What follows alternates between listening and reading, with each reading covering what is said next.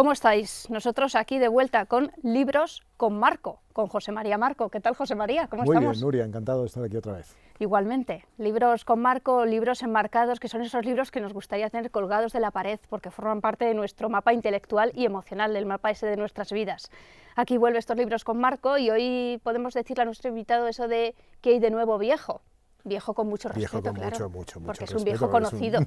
Ricardo Artola, ¿qué tal? Muy bien, gracias. Ricardo tiene mucho nuevo que contar y ahora le vamos a preguntar, pero yo antes quería preguntarle a José María Marco, así, cuando tú te enteraste que Ricardo Artola había abierto una nueva editorial, su propia editorial, ¿qué es el primer pensamiento que se te vino a la cabeza? Bueno, pues que de editor pasábamos a empresario editor, ¿no? Y eso tengo ganas de hablar, de preguntarle cómo se da ese paso tan complicado y un poco abismático, ¿no? Yo creo que esa es la pregunta.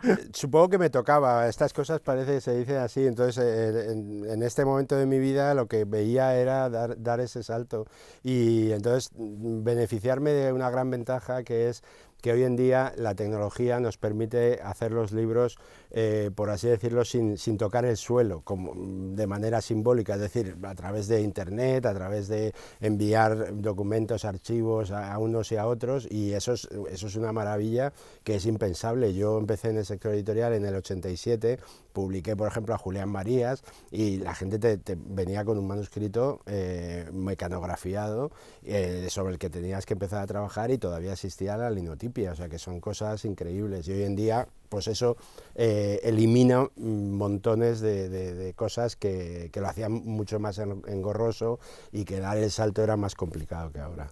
La editorial se llama Arthalia y es básicamente de historia, que es tu niña querida. Exacto. Sí. ¿Podemos hablar un momento del nombre? Bueno, el nombre tiene una historia, todo aquí tiene una historia más o menos curiosa. Yo me puse a buscar el registro de marca, que se llama, que es una cosa obligatoria, y que además la oficina de patentes y marcas está muy cerca de mi casa, y fui allí y de repente descubrí con horror que tardan 6 meses en darte un dictamen, con lo cual yo podía encontrarme, como se dice coloquialmente, colgado de la brocha, con una editorial montada, avanzada, libros, sin diseños y sin tener un registro de nombre. Entonces la editorial se iba a llamar inicialmente Apolo Ediciones, por el dios Apolo y porque yo había estudiado la carrera espacial y el programa Apolo lógicamente era el programa estrella de la carrera espacial, pero claro, me dijeron, eso es complicado porque es un nombre común y cualquiera que esté dentro de esa categoría, porque va por categorías, se puede oponer. Y entonces dije, no me quiero arriesgar.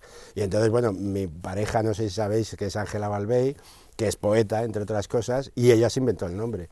Y entonces un día se descolgó y dijo Arthalia, y digo, me fascina. Porque sí tenía una cosa clara, y eso lo aprendí de Steve Jobs, que quería que fuera con la A. Y entonces me gusta, es sonoro, no quiere decir nada, y luego descubrí una derivada buenísima de que no quiera decir nada, y es que lo googleas y apareces enseguida en la primera página. Claro. Cosa que cualquier otro nombre que tú pongas, imagínate, Planeta, pues Planeta ponte a la cola o yo qué sé, cualquier nombre común, pero aquí no había nada. O sea, hay una indonesia que se llama Arthalia, que todas las fotos son de ella, pero es que es una particular, y entonces claro, empiezan a salir cosas en prensa y colonizas la primera página de Google así, escapado, ¿no? O sea, que fue un acierto al final. Que suena a azar, ¿verdad? Sí. Suena azar, suena a flores, está muy bien, es muy sugerente. sugerente. Es una palabra bonita, sí, a mí me gusta. Bueno, hay algo que has contado y es que te gusta inventar libros. Bueno, inventar libros, no todos son, no te inventas libros en todos los casos, pero inventar libros es pensar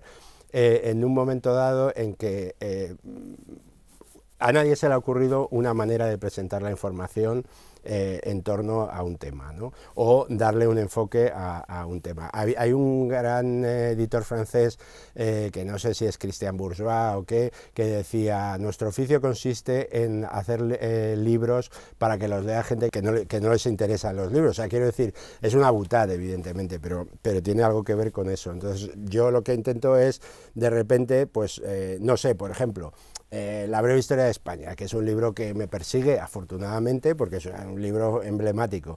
Bueno, pues el acierto en ese momento era el haber descubierto que en 1994, que es cuando salió, después de 20 años de democracia, o de 20 años del 75, donde había habido una eclosión de historias regionales, no había la gran historia de España de la democracia.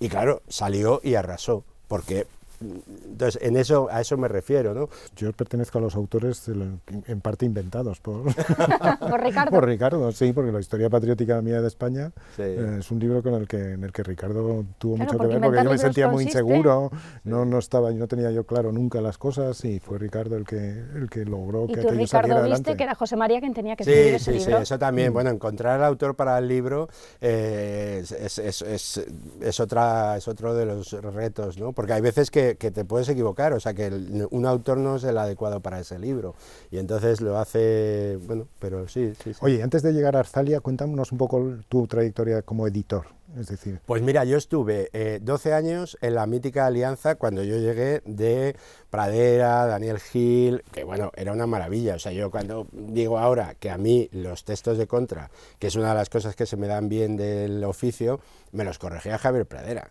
Entonces, quiero decir que era el tío que escribió los grandes editoriales o todos los editoriales del país entre 1970, entre su fundación y su desencanto con Felipe González, esas cosas, ¿no? Y entonces, claro, yo, en aquella época yo hacía un texto de contra y se lo pasaba a Pradera, y Pradera tenía unos edding de esos largos y muy gruesos, que no sé por qué escribía tan gordo con eso, y me los devolvía. Claro, con eso aprendes un montón sobre cómo escribir, porque claro, todas las correcciones te dan pautas y te dicen eso. Y ahí empecé, y bueno, y con Daniel Gil, con su teatrillo de montaje de fotografía, donde hacía las portadas con el lienzo cortado y el ojo que salía y el no sé qué y tal, bueno, que era lo más divertido de la editorial. Y bueno, y ya te digo, o sea, yo digo de manera metafórica, me licencié en Alianza 12 años, luego me doctoré en Planeta 8 años, que fue un shock tremendo, porque claro, yo decía que en Alianza era como un sultán, o sea, yo me sentaba en mi despacho y venían a verme, y yo era el rey del mambo. Lo que pasa es que yo nunca he ejercido así, de esa manera, el poder, pero si lo hubiera querido ejercer hubiera sido como el tal, porque simplemente la gente te mandaba sus propuestas porque era Alianza, y no tenías que salir a la calle a buscarlas. Y en Planeta, si te quedabas quieto, te momificabas allí. O sea, quiero decir, si no salías a la calle y buscabas a los autores, estabas muerto, ¿no? Y luego también fui director editorial en Ediciones B 4 años, que fue una etapa dura porque, bueno, era complicado y mucha gente, y bueno, y luego he tenido esta etapa más corta de 2 años en Kailas, que bueno, también ha sido muy interesante porque... una buena editorial. Claro, porque me ha permitido verlo a pie de calle, ¿no? Soy muy amigo de Malcom Otero Barral, el nieto de Barral, que también es editor de Raza y todo, y entonces él me contaba, porque tiene muchas gracias, dice, no, yo cuando estaba en un grupo, pues eso, coges una cosa y se la pasas al siguiente, por así decirlo, y de repente cuando te montas ahí, descubres que no hay nadie, dices, oye, y cuando te giras no hay nadie. Sí, eso suena muy... Ahora eso va a ser todavía peor, porque claro. ahora ya estás en el abismo. Claro, efectivamente. Y entonces el aprendizaje de que yo me lo como, es muy interesante, y eso me lo ha permitido como forma de aproximación Kailas. Ha sido todo como del día a la noche. Porque es verdad que la noticia de que habría Arzalia, y de repente ya nos han llegado 5 libros, 6 libros. ¿Eso cómo se hace así? Bueno, porque las cosas pasan, yo creo que en la vida todo pasa un poco de un momento para el siguiente, y luego nos sorprende, pero yo creo que es así, ¿no? Bueno, yo he aprovechado también que algunos de los títulos que he sacado los tenía apalabrados para Kailas, y yo creo que con mi salida de Kailas no tenían sentido allí, y entonces los he traído aquí. Algunos, otros los he contratado después, ¿no? Lo que pasa es que, bueno, cuando tienes pocos libros, porque en el fondo son pocos, son 6 libros en esto, los puedes cuidar al detalle, ¿no? O sea, puedes leerlos, puedes hacerle sugerencias al autor, puedes mimarlos, ¿no? Sí, eso los autores lo agradecen siempre. Estás perdido en una editorial, no sabes muy bien qué interlocutor tienes, con quién hablar, a quién le importa hablar, tu texto, exactamente, sí. quién va a entender mejor tus ideas. Eso es muy importante, sí. A veces falta en España ese tipo de... editor, de verdad, sí. Que se ocupa del texto, que se ocupa del autor. Sí. ¿Qué libro te has podido echar un vistazo, José María? Pues he echado el vistazo al de La monja. ¿Cómo se llama? La monja bastarda. Sí, una novela histórica que está muy bien, muy interesante. Y he echado también un vistazo, más que un vistazo, al del Sáhara. Un libro extraordinario por cómo está editado, el tipo de libro que es, la exhaustividad de la documentación, la forma de verlo globalmente, el asunto, ¿no? sin dejar atrás nada, ¿no? Incluso las costumbres, las formas de vida, las relaciones entre los soldados, ¿no? Que está todo tratado y todo ilustrado, es decir, que tienes una percepción muy concreta de las cosas, no es un libro, no es una historia abstracta. Del Sáhara Español, el último reemplazo muchísimo. de Xavier Cassió, Sí. Es un libro precioso, es como si fuera una guía, ¿verdad? Un álbum. Sí. Es un álbum además de algo vivido, es de decir, algo vivido. Como lo del Familiar. Sáhara para los españoles, siempre tiene una relación. Siempre hay una relación personal de los españoles con el Sáhara, de alguna manera u otra. Y el libro encaja muy bien ahí, muy naturalmente encuentras algo de lo que tú te sientes partícipe, ¿no? Me ha encantado, es un libro muy bueno. Bueno, es un libro que es mérito, pongamos así por decir algo, en un 80% del autor, en un 19% del maquetista, que es fundamental su labor ahí, y luego el 1% restante es mío, si quieres, porque por haberlo contratado, porque realmente Xavier hizo la mili en el Sáhara el último año de la colonia. Ya era fotógrafo aficionado, un poquito más que aficionado, y se llevó la cámara y pudo hacer fotos allí y pudo casi hasta ejercer un pelín de periodista en los últimos coletazos, con las manifestaciones saharauis y demás, ¿no? Y entonces luego, además es una hormiguita, que lo guarda todo, entonces él tiene la tarjeta de embarque. Yo he hecho la mili también, la hice en Canarias, o sea, tampoco muy lejos, ¿no? Y conservo la llamada blanca, que es la cartilla con la que te licencias y que la guardas y tal, y conservo ciertas cosas, pero vamos, no llego al nivel de Xavier ni de lejos, ¿no? Él tiene la tarjeta de embarque del avión que le trajo de vuelta a la península en noviembre del 75, pero es que lo tiene todo, vamos. Y luego todas las fotos son inéditas, y todas las fotos, o sea, hay cosas que parecen Richard Avedon de retratos en blanco y negro de sus compañeros. La vida cotidiana que se hacía fuera del cuartel, el cine Dunas, que él era muy cinéfilo y se perraba por eso, la vida oculta, o sea, quiero decir, pues el hachís, el beber como cosacos, las prostitutas que iban de Canarias, iban una semana, las llevaban, hacían sus tareas y luego volvían, porque ganaban mucha pasta en esos días, y los espectáculos porno, que no hay que olvidar que son en la España de Franco, que parecen increíbles, pero él reproduce fotos que se ven. Yo me refería a todo esto, pero no me atreví a decir. No, pero que hay un epígrafe de las cabras, que luego está la cabra de la Legión, hay un epígrafe de la Legión, que el epígrafe de la Legión es fantástico, porque además tienen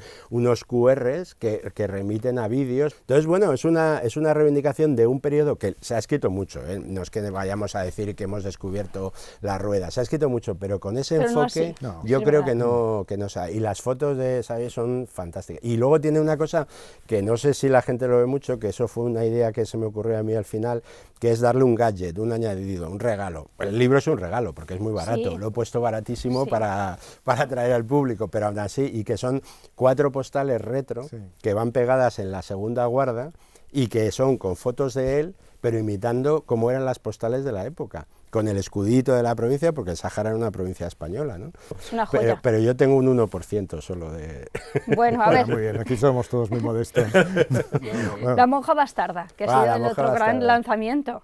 Sí, bueno, La monja bastarda es una novela histórica de Marta Banús. Sí, me sorprendió mucho, pero además el perfil de Marta Banús es curiosísimo. Es una mujer que ha sido controladora aérea y que ya está jubilada, y que entonces publicó su primer libro de novela negra hace 5 años y en catalán. Y este es su segundo libro, 5 años después, en español, y una novela muy española, porque es un personaje y pasa en Castilla, y Ana de Jesús, que es hija de Juan de Austria, y por tanto es bastarda en la medida en que su padre es bastardo de Felipe II, ¿no? Y que se ve envuelta en un episodio, o sea, el personaje existe, se ve envuelta en un episodio con el tema del sebastianismo, y etcétera, etcétera, que bueno, no es para contarlo ahora en detalle, y le pasan una serie de peripecias realmente de gran, o sea, no te diré ¿De que película? Sí, de película, pero... De película de serie negra. Sí, ¿verdad? Sí, cuando me he dicho lo de la serie negra, digo, claro, es que cuadra. Claro. No, totalmente. Y entonces, claro, tiene la parte de la documentación muy bien hecha, ella ha ido al convento, se ha comprado los libros que hay del convento, se lo ha mirado todo estupendamente, pero al mismo tiempo ha creado una historia verosímil, con asesinatos, incendios, traiciones, miserias. Yo no me resisto a contar una, que es cuando ella vuelve al convento del que salió, y porque la castigan, y ya cuando le levantan el castigo vuelve, y entonces claro, los conventos eran otra cosa, o sea, ellas tenían sus aposentos, y como ella era de sangre real, aunque fuera bastarda, pues sus ayudantes, etcétera, etcétera, allí comían, y entonces el resto de las monjas se habían quedado con todas sus pertenencias, ¿no? Y entonces va celda por celda recuperando las pertenencias, y donde se ven las miserias humanas, que también las tienen las monjas, porque son humanas, de las que están a favor y enseguida le devuelven todo lo suyo, las que lo niegan y se tienen que ver un poco extorsionadas a devolverlas, las que son hostiles. José María. ¿Y mi maratón contra el cáncer? Mira, yo una lección que aprendí, ¿no?, hace años es que no puedes ser el dueño de las decisiones, ni siquiera aunque seas el dueño de la editorial, porque te llegan cosas y no puedes decir que no. Hay cosas que no puedes decir que no. Y este libro no podía decir que no. O sea, lo cuento muy rápido porque la historia es triste y bonita al mismo tiempo. El mes de julio, el que es el corrector de cabecera de la editorial me llama y me dice: tengo un libro que ha caído en mis manos, es una maravilla, tienes que verlo, tal, pero casi imperativamente tienes que publicarlo. Bueno, mándamelo. Me pongo a leerlo y está muy bien construido. En vez de capítulos son los 42 kilómetros del maratón, y va contando las dos cosas, o sea, el maratón real y el maratón como enfermedad, como metáfora de la enfermedad. Y entonces el kilómetro cero, cómo le diagnostican el cáncer, y contando también cómo él aterriza en el mundo de las carreras y del maratón. Y así todo el proceso. Sí, cómo lo cuentan las familias, exacto, cómo tiene sí. que ir cada día al Porque hospital. a mí, que es un capítulo muy importante, porque este hombre, a todo esto, nunca había fumado, nunca había tenido excesos de comer, de beber, o sea, las típicas cosas que podrían derivar en un cáncer y tal, sino que es puramente pues genético, le ha tocado esa lotería y te toca y te toca. Te toca y te toca. Y entonces resulta que, bueno, yo me lo leo, me gusta, quedo con él el 1 de septiembre, que es el día que vuelvo a Madrid, nos ponemos de acuerdo enseguida en todo, y nada, y yo lo tengo previsto para 2018 y ya está, ¿no? Le mando el contrato, me lo devuelve, le pago el anticipo, todo sigue su proceso. Y no sé qué día de octubre me llama y me dice: Ricardo, ayer fui a una revisión y me han dicho que no me salvo, que no me curo y que me quedan semanas de vida. Y entonces y además me dice, imagínate, me dice: entenderé que no quieras publicar el libro. Y me salió del alma y le dije: hombre, Jesús, no soy un canalla, ¿cómo crees que voy a hacer eso? Al contrario, lo adelanto y intentamos llegar para que lo veas pues antes de que te mueras, sin decírselo con esas palabras. Y yo esa mañana me cuelgo el teléfono y hablo con todo el mundo implicado y les digo: mira, ha pasado esto, llegamos, tú te pones las pilas conmigo para que lleguemos, la comercial, el impresor, y todo el mundo se vuelca, que eso también es maravilloso. Hombre, ¿no? Claro, cuando ves. Claro. Y entonces esto fue como el 7 de octubre y el libro sale el 7 de noviembre. Cuando sale, el libro lo tenemos normalmente 10 días o 2 semanas antes nosotros físicamente. Entonces, él recibe el libro y se muere prácticamente. O sea, quiero decir que no es en el mismo día, pero es como que... Y él me lo dice en un momento dado, me dice: esta es la última ilusión de mi vida. Claro, alguien que se va a morir en cuestión de... Pero luego, lo que ha pasado con el libro es espectacular, porque desde hace una semana que salió el libro, pues ha salido 7 veces en Antena 3, en Telecinco, en 4, en La Sexta, en periódicos regionales, en periódicos estatales, o sea, en todas partes, y la gente se ha volcado porque yo lo conocí poco, desgraciadamente, pero debía ser una ¿A qué se dedicaba? ¿A qué se dedicaba? Él había sido corresponsal de Antena 3 en Londres y había cubierto, y había sido muy de internacional, o sea, es uno de los grandes periodistas de internacional de televisión de la época dorada, que eran los 90, como me decía un amigo que estuvo el otro día en la presentación, ¿no? Y entonces hay montones de imágenes suyas en Jerusalén, estuvo en las elecciones que ganó Mandela en Sudáfrica, estuvo corresponsal en Londres, estuvo en 1000 sitios, ¿no? Bueno, Ricardo, no quiero que te vayas sin que nos hables un poquito de la resurrección de Hombre a Dios de Javier Alonso López. ¿A ti también te interesa, verdad, José María? Sí, me interesa mucho el tema, sí. Me interesa mucho porque me interesa ver cómo lo han tratado. Claro. Pues es también fascinante. ¿Demuestra la resurrección? Bueno, da una interpretación alternativa. Es muy cauto porque es un libro de historia. Y es un libro de historia sólido y no de fantasía. Javier Alonso es un discípulo de Antonio Piñero, que es un catedrático de griego de la Complutense muy famoso. Y entonces él lo que ha hecho es reconstruir la resurrección de Jesucristo, que es capital para la doctrina católica, que decía San Pablo, decía, si no ha habido resurrección, vana es nuestra fe, vamos, mejor dicho, pero ese era el mensaje, y entonces lo hace como si estuviera haciendo una investigación policial, pero con los documentos de la época, y diciendo, por ejemplo, que los textos de los apóstoles, que hay que entender cómo se escribió la Biblia y cuál es el orden cronológico en que fueron escritos, que no es el mismo en el que están reproducidos en la Biblia. Y entonces hace unas comparaciones, vamos, es un libro de gran público, pero con mucho conocimiento detrás. No muy voluminoso, además. No, 200 páginas y un pliego de 16 páginas de ilustraciones, pero salió así redondo, 200 páginas. Y la verdad es que al final, pues tienes la sensación de que estás con el autor reconstruyendo algo que dices, pero ¿cómo me pueden decir algo nuevo de una cosa tan estudiada, tan conocida de hace 2000 años? Pues se puede decir, y además yo puedo decir, y no hago spoiler, que cuando leí una de las cosas que cuenta, que ya en la parte en la que él interviene más fuerte, a mí se me pusieron los pelos de punta. Es muy, pues porque tiene mucha carga simbólica, ¿no? Seas o no seas creyente o lo que quieras, ¿no? Pero es un libro de historia, no es un libro de teología, y no es un libro, digamos, yo lo digo claramente porque una cosa que siempre he querido es no engañar a los lectores, y cuando una cosa es una cosa, la digo, prefiero que no compren el libro, pero no que luego digan, oiga, es que me ha engañado porque yo pensé que usted me iba a vender tal, no, o sea, si tú puedes tener tu fe, es absolutamente respetable, pero si te acercas ahí vas a ver una visión alternativa, respetuosa y basada en los textos, que es la Biblia. ¿Y María Magdalena cómo está tratada?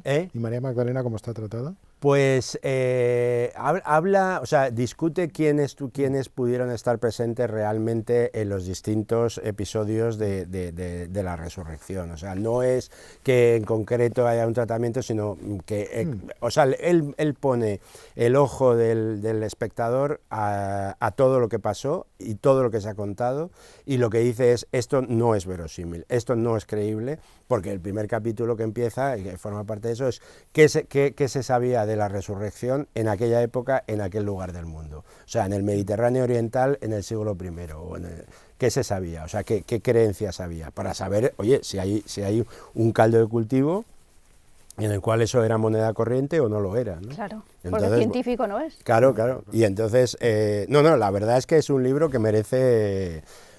Yo creo que merece ser leído por una persona culta y lógicamente por una persona creyente, ¿no? ¿Cómo despedimos a Ricardo, José María? Pues deseándole toda la suerte del mundo, ¿no? En otras cosas, ¿no? Que vuelva a tenerlo pronto, ¿no? Claro, que venga a visitarnos pronto. Siempre que queráis, ya lo sabéis que estoy aquí muy a gusto. Y que tenga mucha suerte la editorial, ¿no? Claro, la editorial sí. Es un proyecto, es que salga una editorial es algo que merece ser celebrado, ¿no? Yo creo que sí. Y contado y explicado, porque además en tiempos muy difíciles. El libro ha pasado momentos complicados después de la crisis, y ahora está sujeto además a toda clase de competencias, ¿no? Por diversos formatos, está cambiando mucho. Entonces, que haya gente que decida tomar la iniciativa después de una larga experiencia, ¿no? Como editor, de hacerlo como empresario, ¿no? Y dedicarse al libro completamente desde el principio hasta el final, cuidando a los autores, que siempre ha sido una característica de Ricardo importante. Bueno, me parece algo que merece ser contado y celebrado y hablado y divulgado. Pues ya veremos para dónde va Arzalia, porque también creo que vas a recuperar otros libros de tus favoritos, en fin. Bueno, hay una declaración de intenciones en su página oficial, dice: la historia es nuestra pasión y nuestra identidad, la divulgación, la marca de la casa, las ediciones cuidadas, una aspiración constante. Exacto. Enhorabuena, Ricardo, te esperamos por aquí pronto. Muchas gracias, Nuria. Suerte. Gracias.